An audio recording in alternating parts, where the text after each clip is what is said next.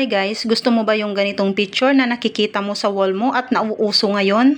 Ngayon kung hindi mo pa alam ay panoorin mo lang ang video na ito. Punta lang kayo sa Google Chrome. Pagdating nyo sa search bar sa Google Chrome ay isearch mo lang ang Gemini AI.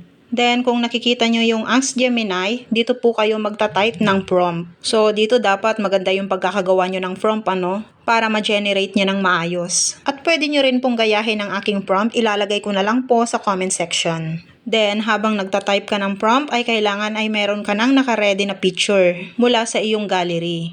At kung nakikita nyo yung tinatype kong girl, kung ano yung picture na gagamitin nyo, halimbawa boy ang ilalagay nyo dyan. At kung girl naman yung picture na ilalagay ninyo ay palitan nyo lamang yan. Then, pag okay na, tuloy-tuloy lang po ang pag-type ninyo. Talagang kinagigiliwan ito ng karamihan ngayon at usong-uso ito na nakikita sa mga wall natin. Then, pag okay na, nakikita nyo yung plus sign sa baba. Pindutin ang plus sign at madadirect kayo dito. Siyempre, piliin nyo lang yung upload files. Ayan, pindutin natin yan. Then, punta lang kayo sa photo and videos.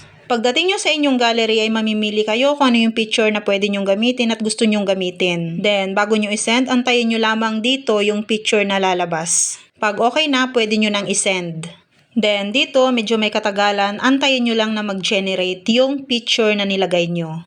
Kailangan dito ay okay yung ginawa nyong prompt para maganda yung kalalabasan ng picture na ipapa-generate nyo sa AI Gemini. Then, pagkatapos ma-generate ng Gemini yung picture na binigay nyo, ay pwede nyo na itong i-download papunta sa gallery ninyo. At pwede nyo nang i-post sa social media account ninyo. At kung may natutunan kayo sa tutorial na ito, follow and share. Thank you all. Bye-bye!